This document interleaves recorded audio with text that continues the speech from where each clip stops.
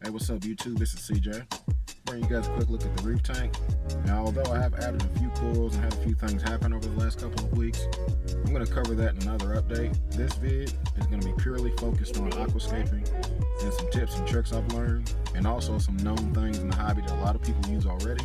Just going to kind of bundle that into this vid, try to help anyone that's new that may need some tips with aquascaping their tank, or anyone who may have wondered why I did my tank this way compared to tanks in the past. Now, before we get going too far, definitely want to take a second to throw it out there that I'm not an expert in this hobby or aquascaping or any aspect of this hobby. So I'll make that clear. And with that being said, there's no right or wrong way to do anything. I've learned that everyone has their own preferences as far as how they like the tanks to look. So I'm by no means shitting on anybody's tank.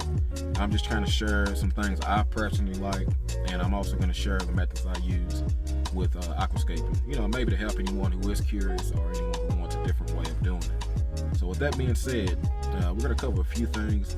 I'm not going to go into complete depth on all of them because it would take a long time, but I encourage you guys to do some research on the rule of thirds, the golden rule. Those are two huge things that have been around in the hobby for a long time. If you've never heard of them, do some reading on it. It'll help you understand my vid better.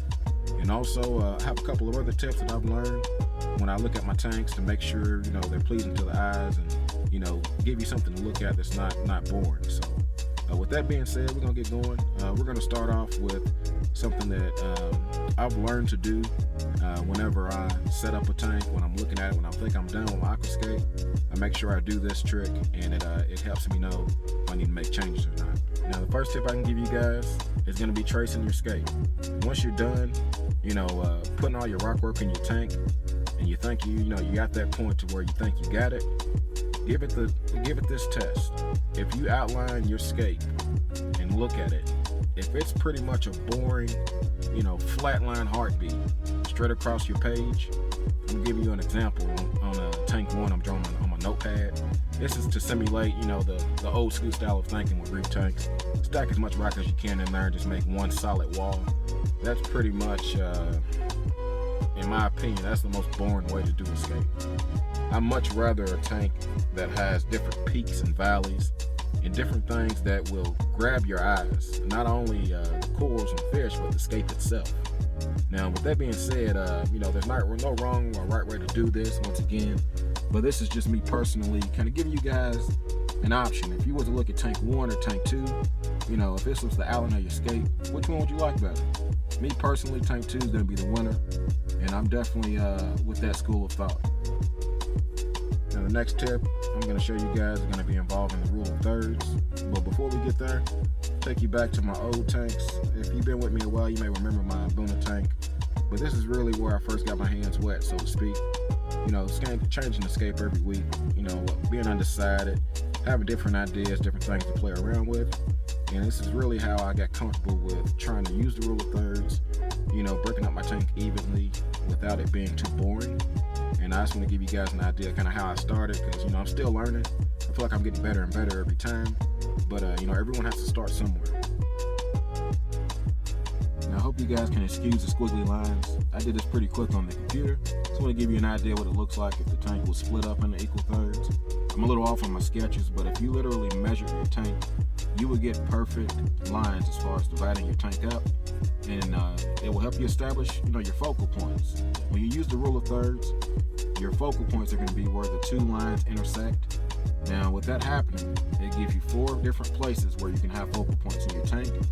Me personally, I went for 2 in this reef tank, and it also helps me give me an idea of where I should place my coral, my brighter coral that are going to be more eye-catching, that are going to want to draw you there when you look at it. So it also helps you balance out your tank, and it helps a lot of different things. So not only does it apply to the front of your tank, it also applies to the sides and the top of your tank.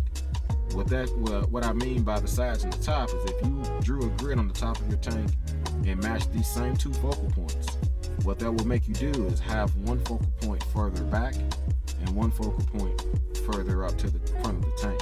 That's exactly what happened here. My bigger mountain's further back in the tank, and my smaller hill on the right, my focal point, is closer, to give you the idea that it's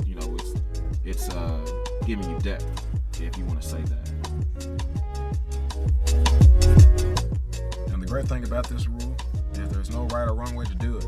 As long as you measure your tank and divide it evenly, it's up to you to pick, how many focal points you want to have and where you want them to be, as far as, on the left or right side of the tank, or if you want a bigger rock in the front followed by a smaller rock behind it.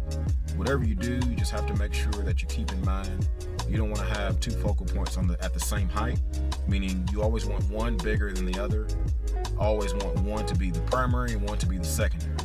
So as long as you do that, your Scape will always come out balanced and even.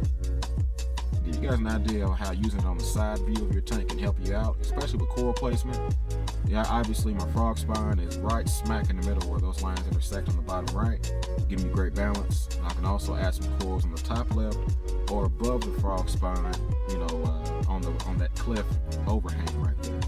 Now, if you do this the right way, if you was to spin the tank around, every focal point is going to kind of line up right. So if I was to look at that spot on this rock from the top view or the front view of the tank, it should pretty much be in the same general area as where my main focal point was. That's the great thing about this, helps you keep it balanced from every angle.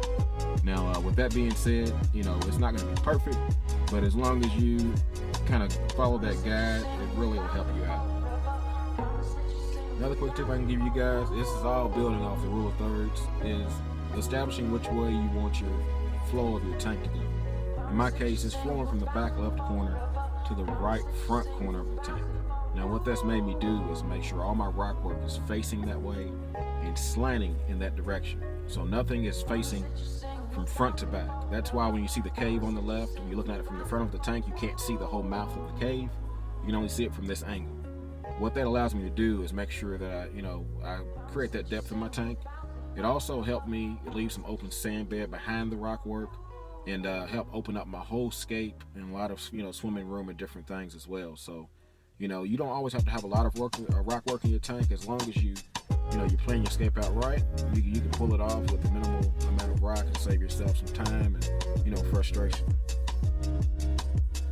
Now, unfortunately, the way I have the tank placed in the corner, I couldn't get a parallel kind of angle with the camera with this right side of the tank so I can draw those grids for you. But I still want to give you a look because this really is the best way to look at it, honestly, because the larger focal point is in the distance from this view, and the shorter one, or the secondary point, is closer to you. And it really gives you an idea of how the rock work actually is on a slant from the back left corner of the tank to the front right. And it also shows you just how much of the sand is open behind it. Of course, I could have put more rocks back there and yada yada yada, but I really like the idea of it being open, and it adds to the flow of the tank as far as the water movement, and it also it just helps out as far as leaving everything open the way I want it. Once again, everyone do it the way you want it. Now, I do want to cover the golden rule pretty quick. Once again, do some research on this. Google it, look it up. It'll explain it to you better. But in a nutshell, you accomplish this by having two portions of your Scape.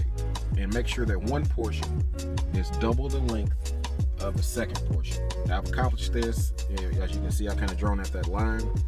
But it's pretty simple. And this also helps make sure your tank's balanced. And it also helps, define one area of your tank being the primary area and the smaller area being your secondary area.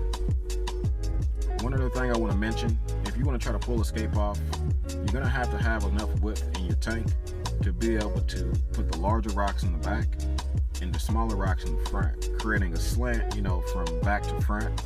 That also helps with your depth in your tank. It's extremely difficult to do if you have a 12-inch width, wide tank like a 55 gallon or a 20 gallon. It makes it really, really hard to accomplish those things. This tank is about 17 inches wide or so. So I think, minimum 18 inches will be required for you to really make a good Scape that has enough depth or give you enough room to really create that depth that you're looking for. Now, with that being said, I still got a lot of work to do as far as coral placement and, making sure that I make this tank even out like I want it.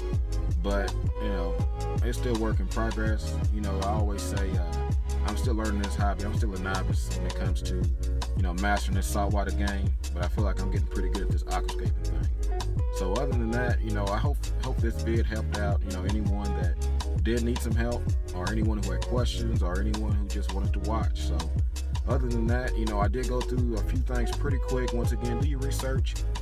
golden rule and the rule of thirds. I also try to incorporate a couple of those tips I did. Once again, you know, there's no wrong or right way to do anything in this hobby, but I just want to take a moment of my time and try to break down the best I could in the shortest amount of time. You know, how I scale my tank and maybe help anyone out that needed it. So sorry for the long vid. Hope you guys enjoyed it. As always, like, comment, subscribe. Y'all do what y'all do. Y'all be easy.